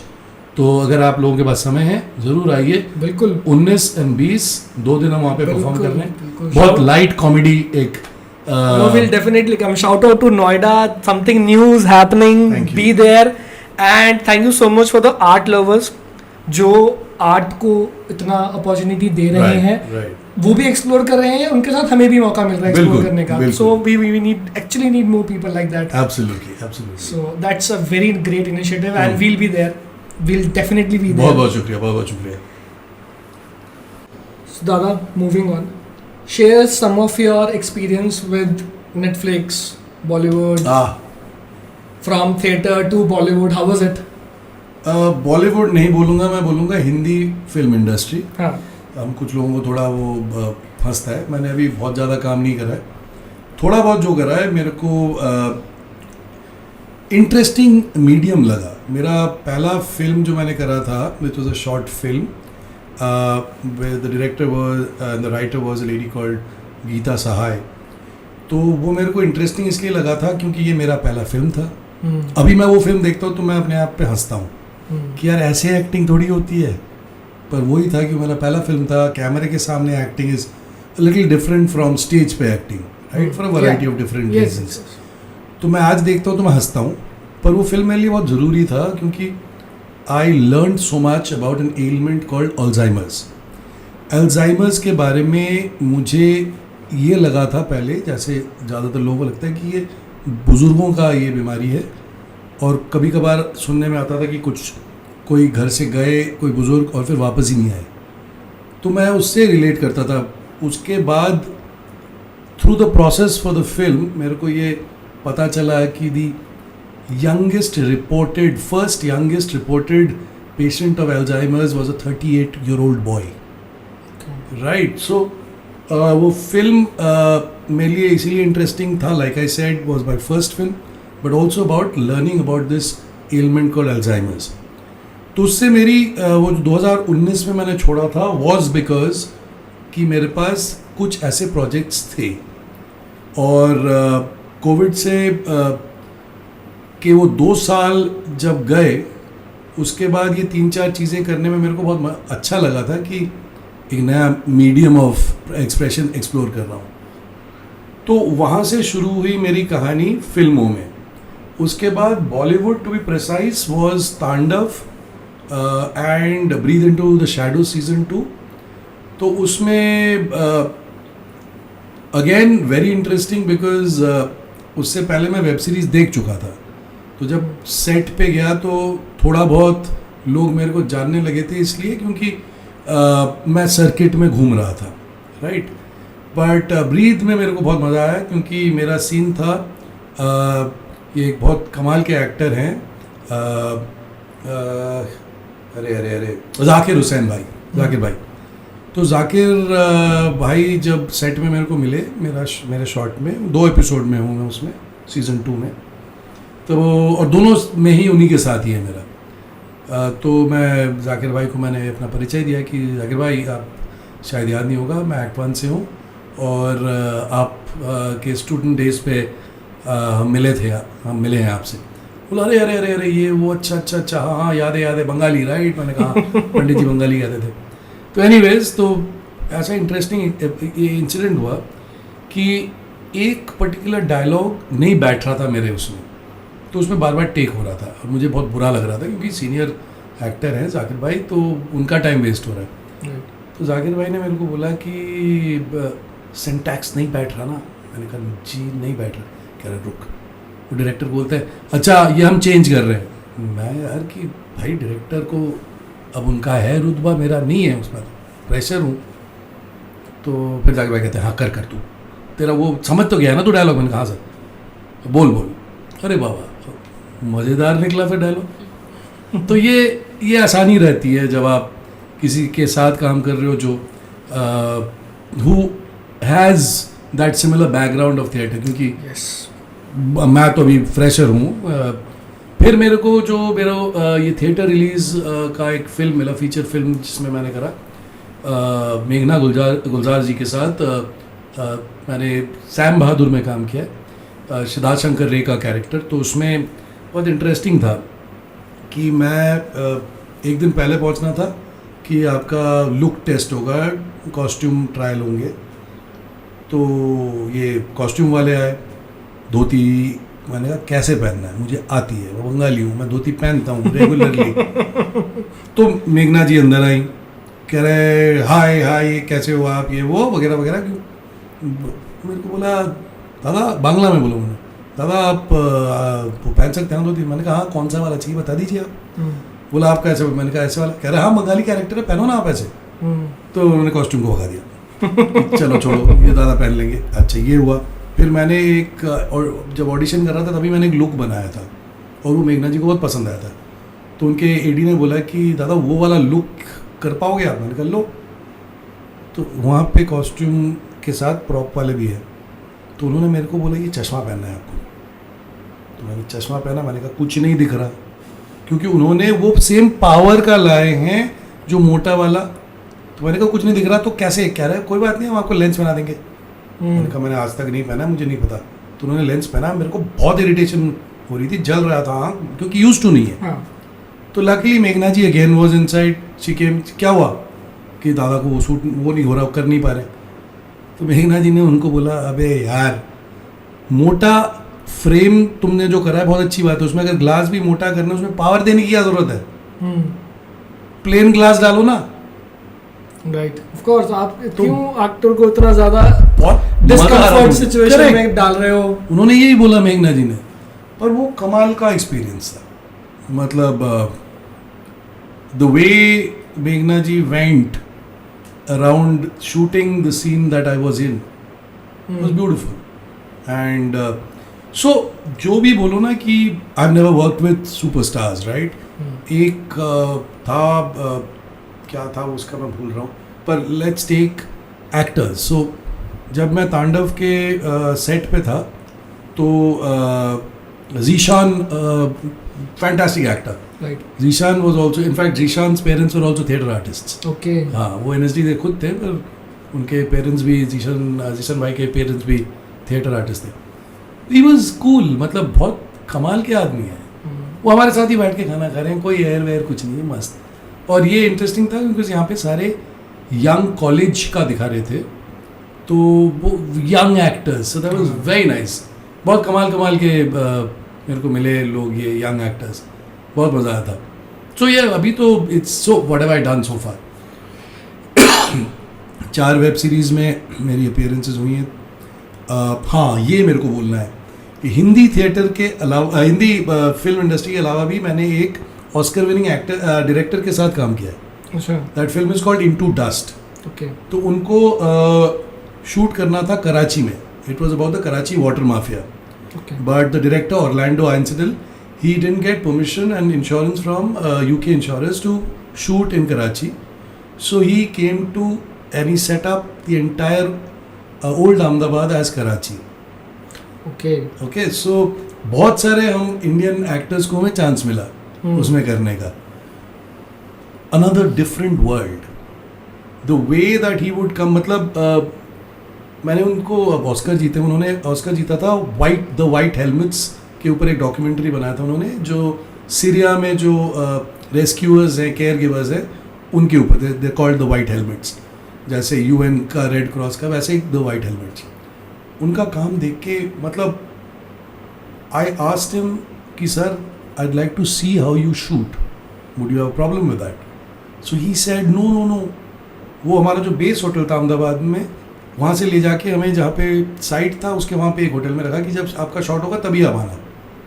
Okay. मैंने बोला मैं देखना चाहता हूँ। कह रहा हूँ I want my actors looking fresh on screen. मैंने बोला my guarantee, I will give you that. So that was a huge experience. मतलब उसके 2-3 चीज़ें मैंने जो देखें कि एक शॉट लिया था उन्होंने रफली अराउंड, तो हम किसी एक बिल्डिंग के टेरेस में थे and he took the shot from probably around more than 200-300 metres on top of another building, वहाँ से शॉट लिया। तो जब मैंने वो फाइनल वो देखा, मैंने कहा अरे यार कहाँ से सोच है। And where we can see that? It is available, right? It was there on Amazon UK. Okay. But now it's available on YouTube. Okay. It's called Into Dust. Into Dust. हाँ, इसमें मेरे बहुत एक अजीज़, बहुत प्यारे दोस्त और बहुत कमाल के एक्टर दानिश हुसैन भी इसमें हैं। इंदु शर्मा हैं जो NSD की हैं, अगेन फैंटास्टिक एक्टर। तो हाँ, बहुत मज़ा आया था उसमें भी कि वो एक बहुत सारे लोग थिएटर बैकग्राउंड के थे और फिर there was a kind of a bonding. Danish के साथ मैंने थिएटर करा था लंदन में जाके। मुझे लगता है जब एक थिएटर वाला पर्सन जब एक थिएटर वाले से मिलता है ना, there is a different connect. Correct एक बहुत डिफरेंट कनेक्ट होता है। लाइक जब भी हम शोज करने आते हैं, एक रेपेट्री वाला डांसर जब दूसरे रेपेट्री आर्ट, तो एक सिमिलर स्टोरीज होती है शेयर करने के लिए, एक बॉन्ड अलग बन जाता है। एंड देन दानिश के साथ मैं 12 साल बाद मिला था इस सेट पे, क्योंकि दानिश के साथ मैंने 2007 में हमने सोहेला कपूर के डायरेक्शन में हम लंदन में हमने शो करा था रूमी के ऊपर। अच्छा, Rumi unveil the sun. Yes yes yes. So Danish और Oroon played Rumi, Danish played the teacher of Rumi, Tabrez से जो आए थे, नाम भूल रहा हूँ मैं कैरेक्टर का। सो तो उसमें बहुत मज़ा आता है जब आप सेट पे और दानिश ने अरे कैसे हो भाई, और दानिश तो बहुत कमाल के दास्तान और किस्सेबाजी करते हैं, बहुत कमाल के परफॉर्मर हैं, वेरियस डिफरेंट फॉर्म्स। सो हाँ, तो मैं हिंदी फिल्म इंडस्ट्री में उतना अभी तक काम नहीं करा, एक्सेप्ट फॉर ये 4 वेब सीरीज़, 8 फिल्म्स, जिनमें Sam Bahadur is a feature, into dust was a feature. फिर मैंने बहुत सारे शॉर्ट्स किए हैं और कमाल की स्टोरी, और वो भी यंग डायरेक्टर्स, बहुत मज़ा आया। एक डॉक्यूमेंट्री में काम करा है on the Aurobindo ashram. Then I have done digital ads for, उसमें भी एक कहानी है, digital ads for variety of like Microsoft, UNICEF. एक मैंने जो करा था जो इंटरेस्टिंग है, बोल रहा था कि ये एक ट्रक कंपनी है जिसके लिए मैंने करा था, और उन्होंने बोला था ये रिलीज़ होगा बांग्लादेश में। अच्छा, ठीक है। तो मैंने बोला कि आप ट्रक चलाना चाहते हो, जानते हो? मैंने कहा नहीं। तो 2 व्हीलर 4 व्हीलर, मैंने कहा वो सब हो जाएगा। बोला चलो आ जाओ। तो वहाँ पे एज इट हैपेंड, जब तक मैं सेट पे पहुँचा, आइशर ट्रक्स, ओके, तो वहाँ पे उन्होंने गूगल ट्रांसलेट से बांग्ला साइंस लगाए हुए थे एक चाय की दुकान पे, एटसेट्रा जहाँ पे मैगी। तो मैं जब सेट में गया, मैंने बोला the shooting was in India. हाँ, ये गुड़गांव में जो अरावली लेपर्ड ट्रेल वहाँ पे। तो एक तो मैंने वहाँ पे ट्रक चलाना सीखा। वो एक सीखना, क्योंकि हमेशा एक्टर को सीखने वो चाहिए रहता है। फिर मैंने देखा कि वो लोकेशन में उन्होंने वो साइन बना रखे गूगल ट्रांसलेट से। मैंने उनको बुलाया, मैंने बोला कोई बंगाली नहीं है क्या? तो ना एजेंसी में कोई था, ना प्रोडक्शन टीम में कोई बंगाली था। उन्होंने बोला क्यों? मैंने डायरेक्टर और डीओपी को बुलाया था। क्यों कह रहे दादा? वो जो लिखा है आपने गलत लिखा है, ए आपको मार पड़ेगी बांग्लादेश में जहाँ ये चलाओगे, बी नेस्ले इतनी बड़ी कंपनी वो तुम्हें मारेगा, क्योंकि वो गूगल ट्रांसलेट से जो निकल के आया मैगी मसाला का, that almost became like a slang for prostitute. Oh, Maggi masala, okay. जब गूगल ट्रांसलेट से वो Maggi became something, no, Maggi became something. अच्छा, ठीक है। तो मैंने बोला वो of course, how can Google Translate Maggi into some other language? Maggi is language नहीं, जब लिखना बांग्ला में हो। हाँ, आप MAGGIE को अगर आप बोलो बांग्ला में कैसे लिखा जाएगा, वो जैसे लिखा गया था वहाँ पे एक साइन मिसिंग था, ओके, तो वो कुछ और उसका मीनिंग आ रहा था। तो उन्होंने बोला अरे फिर आप सारे साइंस देखो। आपने बचा लिया इन शॉर्ट। अरे इसमें और मजा आया। तो उन्होंने बोला फिर सारे साइन देखो दादा। मैंने बोला पैसे दोगे लैंग्वेज कोच के? वो बोला नहीं दादा प्लीज। तो मेरे लिए टेक अवे था कि मैं ट्रक चला सकता हूँ, और वही इन दोज लेपर्ड ट्रेल, वो हिल्स में पहले वो ड्राइवर ही कर रहा था कि रिवर्स। फिर मैंने एक बार कहा कि हम ही करते हैं यार, देखते हैं, करके देखते हैं। तो फिर वो एक इंटरेस्टिंग था। सो क्या ऐसे चीज़ होते रहते हैं सेट्स में, कुछ ना कुछ। एक मैंने करा था श्याम स्टील के लिए, तो तब मेरे को पता चला कि food, eating of food shoot is very difficult. Okay, क्योंकि आप एक कुछ खा रहे हो, चाहे वो रोटी का निवाला या राइस का एक बाइट, वो जो भी, वो अगर दोबारा टेक होना हो तो फिर प्रोडक्शन की लग जाती है कि पानी का लेवल कितना था और खाना कैसा दिख रहा था। My God. तो ये इंटरेस्टिंग मुझे, बिकॉज मैं, जैसे मैंने पहले भी कहा कि मैं सीखता हूँ। तुमने ज़्यादा तो नहीं खा लिया चक्कर में? नहीं, वो तो फिर, और वो दोपहर का टाइम हो गया था, हाँ। भूख सब जितने भी एक्टर्स, हम 5-6-7 एक्टर्स थे, सबको भूख लग रही थी। कह रहे थे यार और कोई एक और टेक मत लो यार, करके निकलो, खाना खाएं। राइट। सो ऐसे ऐसी इंटरेस्टिंग चीज़ें होती हैं सेट पे, बहुत मज़ा आता है। और एक और चीज़ मैंने नोटिस करी, आपने जितने रोल्स करे सब में या तो आप सीआई एजेंट या हाँ। पुलिस ऑफिसर, तो आपके पास कॉल आ रहा है कि यार एक रोल है पुलिस ऑफिसर का रोल है, फिर आपके पास कॉल आ रहा है रोल है पुलिस ऑफिसर, तो आप ये नहीं बोलते यार I can be more than that? देखो ये इंडस्ट्री ऐसी है, या आपको लगता है कि नहीं यार दिस इज माय नहीं मेरे कंफर्ट को थिंग, पता ही नहीं, कतई नहीं लगता। हाँ। मैं बिल्कुल police officer, he can do more. Please whoever's watching, please I can do more. No, पर ये है कि वो देखो from a casting agency point of view, they also look at the fact कि सेफ खेलना हजारों की तादाद में आता है जो प्रोफाइल्स लोगों के पास जाते हैं, तो आई डोंट ब्लेम देम। पर वो भी कहते हैं यार ये चल पड़ा है, ये इसमें सिलेक्ट हुए थे किसी और प्रोजेक्ट में, तो क्यों ना उनको इसी में सेफ खेल लेते हैं, ये भी है ना। बट अगर आप डिजिटल एड स्पेस में देखो, अभी स्वाति सोदी की बात हुई थी, मेरी एक डायरेक्टर है, तो वो मेरे को एक she was with me in a UNICEF shoot as well, जहाँ पे she was my elder sister and I have a single parent who has a daughter, right. तो वो भी मैंने प्ले करा है। आयशा ट्रक में ये ईद के टाइम रिलीज हुआ था मेनी ईयर्स बैक, जिसमें आई am a father who is a truck driver who's got a small son. Cut to एक शॉर्ट फिल्म में I was a police inspector who goes out for on a call कि there's a girl who's been raped and killed, and while he's getting there he hears from his wife that his daughter hasn't come home, and ultimately पता चलता है वो उसी की बेटी है जिसके साथ ये हुआ है। So I played a lot of different kinds of things, और स्टेज में तो बहुत कुछ करा है, पर हाँ प्लीज अगर कोई कास्टिंग डायरेक्टर देख रहे हैं तो मैं वैरायटी ऑफ रोल्स कर भी सकता हूँ। But thank you for this opportunity, ये एक अच्छा रहा। very nice.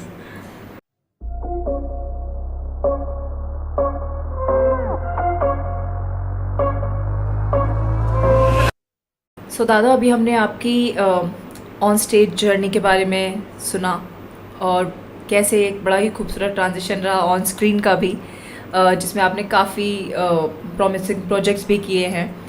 तो मेरा क्वेश्चन है कि what do you prefer more, being on stage और बीइंग ऑन स्क्रीन?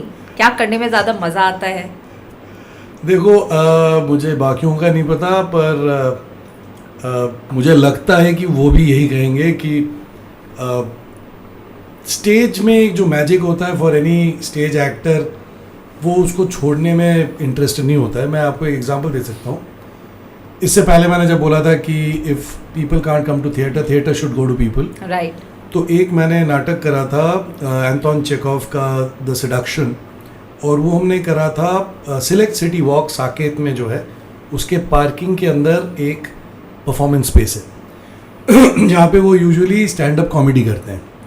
तो हमारे जो उस टाइम प्रोड्यूसर डायरेक्टर थे उन्होंने बोला कि चलो यहाँ पे क्यों ना करें, वहाँ पे एक इंटीमेट सा एक बन जाता है माहौल। सॉरी, उसमें आदिल हुसैन देखने आए थे, और तो नाटक करते हुए आप, और वो इंटीमेट इतना है कि आपको दिख रहा था कि वहाँ पे सोहेला बैठी है, मेरी एक डायरेक्टर जो भी मैं बोल रहा था, मेरे को लंदन में शो कराने ले गई थी दानिश के साथ, और एक और उनके अड़ोस पड़ोस में आदिल बैठे हैं। तो एनीवेज, तो बाद में जब नाटक खत्म हुआ तो ऑब्वियसली लोग गए कि आप थोड़ा बाइट देंगे, आप बताएंगे। तो आदिल भाई ने ये बोला था, मैंने सुना था कि यार मैं बहुत इम्प्रेस हूँ कि तुम लोग जो ये कर रहे हो स्टेज वाला, and he use something, I am paraphrasing, that I miss that I can not be on stage nowadays. So वो भी शायद मिस करते हैं, बिकॉज वो स्टेज से जो भी आता है उसका एक है। बिल्कुल। पर इसका मतलब ये नहीं कि I denounce the other medium for stage, no. Reason क्या है, जो मैं पहले भी बोल रखा है कि एज एन एक्टर हर चीज़ एक्सप्लोर करना चाहिए।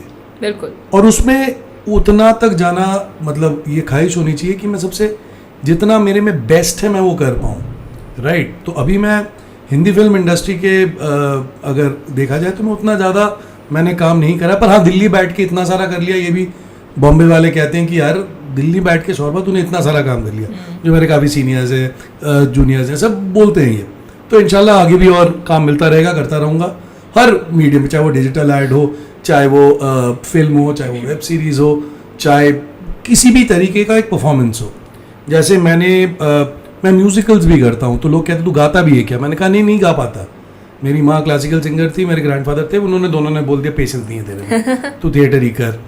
तो पर मैं म्यूजिकल्स करता हूँ। तो म्यूजिकल्स अभी मैंने लास्ट करा था, थिएटर फॉर अ कॉज करके एक संस्था है, उनके साथ मैंने प्राइड एंड प्रेजुडिस करा था, जिसमें मेरे को नाचना पड़ा।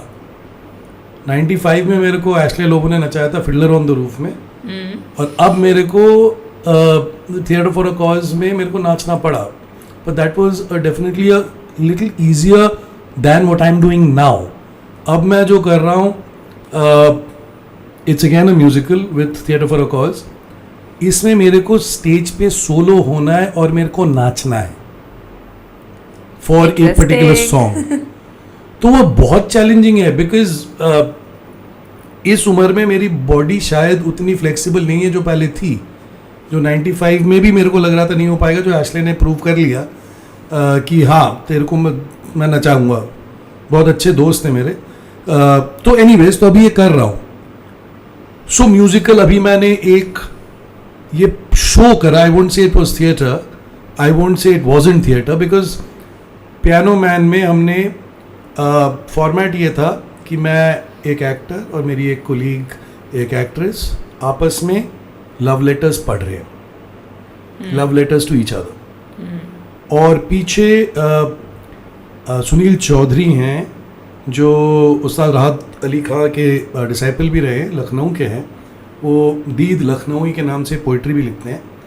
सो सुनील जी वहाँ पे पियानो पे पुराने बॉलीवुड के गाने गा रहे हैं और कुछ अपने कंपोज किए हुए गाने गा रहे हैं, राइट? अब ये परफॉर्मेंस है, right? It has theatre, it has music, but it is not theatre in the pure sense. Similarly वही मैं कह रहा हूँ कि हर फॉर्म जहाँ परफॉर्मेंस है, I would like to explore. So favourite ये है कि वो मैजिक जो स्टेज का है वो मैं कभी छोड़ नहीं पाऊंगा। चाहे मैं बॉम्बे में फुल्ली शिफ्ट हो जाऊं, जो हो सकता है मेरे को कभी ऐसा कुछ मिले ऑफर, तो मैं चला जाऊंगा, उसमें कोई दो राय नहीं है। पर मैं साथ में थिएटर भी करता रहूँगा, क्योंकि बहुत सारे थिएटर एक्टर्स जो बहुत बड़े थिएटर एक्टर्स हैं और जो आज की तारीख में बड़े फिल्म एक्टर्स हैं, आप नसीर भाई को देख लीजिए। बिल्कुल। नसीर भाई अभी भी थिएटर करते हैं, पर उनका स्क्रीन में क्या देखो काम कमाल है। सो मैं वैसे आंसर करूँगा कि फेवरेट तो मेरे सब कुछ है, परफॉर्मेंस फेवरेट है, और एक्सप्लोर करना different modes, platforms of performance. So that's what I would से। Yes, stage does give me more the magic Yeah, that I I'm crave for. sure. Yeah, Live performance and the live applause. absolutely. Live Applause ना हो, जैसे कुछ नाटक ऐसे भी होते हैं, जैसे मेरा एक नाटक है, इस नाटक में एक अपलॉज नहीं आया और हमने मांगा भी नहीं था और आ भी नहीं सकता। उसमें मेरे को जो बेस्ट कॉम्प्लीमेंट मिला, जो मेरे बहुत खूबसूरत और बहुत पुराने दोस्त जो थिएटर के दोस्त हैं, उन्होंने आके कहा मेरे को after the show, we hated your character. मेरे लिए वो अपलॉज था। Right, because you were मेरी playing कोशिश such तो a वही role. थी, मेरी कोशिश वही थी कि आप हेट करो ताकि आपको वो हिट करे। इस नाटक का नाम है टैटू। अभी हमने अक्षरा में करा था, अभी हम गुड़गांव में भी सितंबर में हम ये शो करेंगे। Oh, interesting. हम जरूर देखने आएंगे। Please please please please please आइए, प्लीज आइए। बिल्कुल। तो ओके, ये तो रहा हमारा ऑन स्क्रीन ऑन स्टेज की बातें। दादा, what according to you you feel that that's the gray area in your field?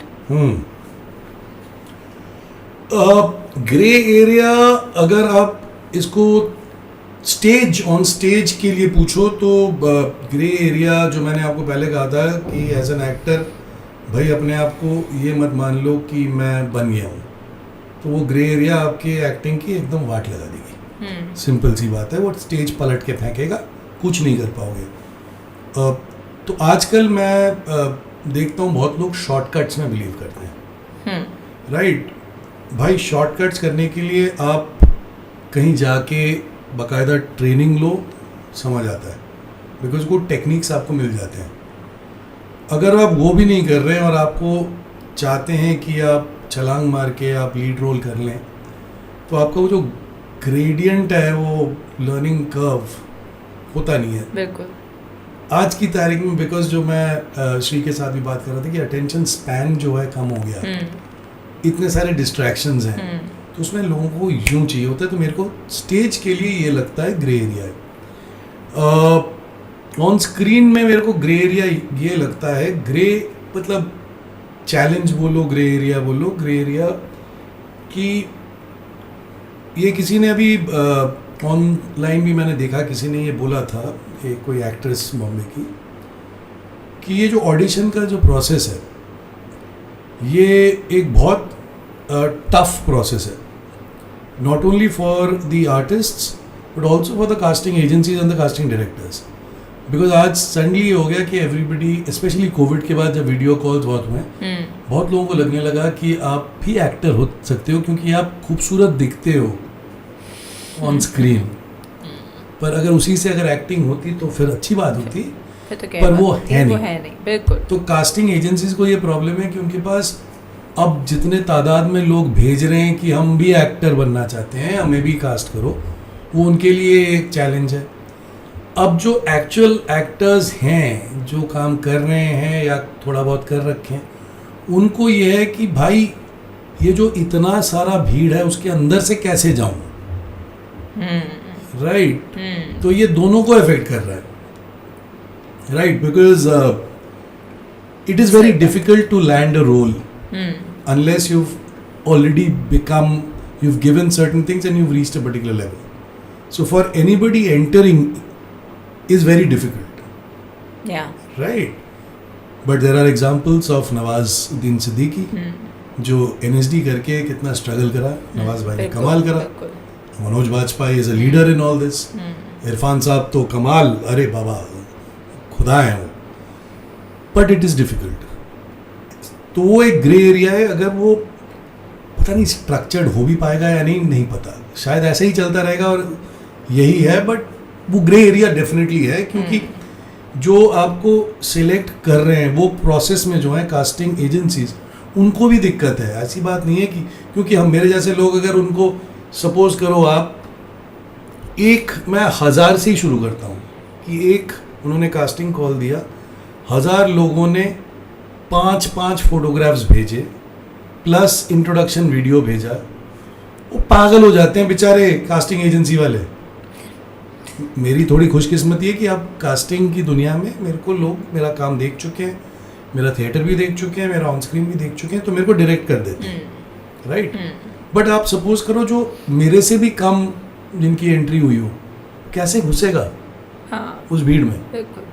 सो ये grey area, but I don't think I have any solutions for that. चलता रहेगा, लेट्स सी, डेवलप होता रहेगा, कुछ ना कुछ तो मिल जाएगा कहीं ना कहीं से कुछ। जैसे मुकेश छाबड़ा ने पहले ये सब कुछ सीधा डायरेक्टर और प्रोड्यूसर के पास होता था, तो उसने बीच में एक कास्टिंग एजेंसी वाला ये प्लेटफॉर्म ले आया, जिससे at least the directors and producers have a little bit of respite, right? So अब मुकेश ने ये करा, कोई और कुछ और कर देगा, who knows? हाँ, so true. कुछ भी आ सकता है, you never know. Absolutely. Okay, Dada, so moving on to the last part of our conversation. Any food for thought that you would like to share with our audience? Food for thought नहीं बोलूँगा मैं अपना मंत्र बोल सकता हूँ। बिल्कुल बिल्कुल। ठीक है, मेरा मंत्र ये है कि apart from keeping the connect to keep honing your craft, तो मैं इसीलिए मानता हूँ कि ऑडिशन अगर आपका रिजेक्ट भी हुआ, ऐसे भी ऑडिशन होते हैं आपको बहुत अच्छा लगता है कि आपने तो कमाल कर दिया। कभी कभार तो कास्टिंग डायरेक्टर्स भी कहते हैं यार क्या करा है, बहुत मज़ेदार, पर वो डायरेक्टर को नहीं, आप सिलेक्ट नहीं हुए। क्यों? क्योंकि डायरेक्टर ने स्क्रिप्ट के हिसाब से अपने दिमाग में एक पिक्चर बना रखा है, आप जितने क्लोज हो सकते हो तो उसका। तो ये अगर ऑन स्क्रीन के लिए आप ऑडिशन कभी करते हो, मैं ये मानता हूँ be as close to the character that is required. जैसे सिद्धार्थ शंकर रे के लिए मैंने वो लुक बनाया था, मैं अपना हेयर स्टाइल चेंज करा था ऑडिशन में, राइट? सो एक मेरा ये मंत्र है. एक और चीज़ मैं जो बिलीव करता हूँ और अपने लिए अपने पे प्रैक्टिस भी करता हूँ, पेशेंस, परसिस्टेंस, परसिवियरेंस, और अपने क्राफ्ट को होन करते रहो. चाहे उसके लिए आप स्टेज पे करो, चाहे खुद मोनोलॉग्स बना के वीडियो शूट करो. अब तो बहुत सारा मौका है, इंस्टाग्राम में अपने बिल्कुल. लगाते रहो, फेसबुक में लगाते रहो, राइट?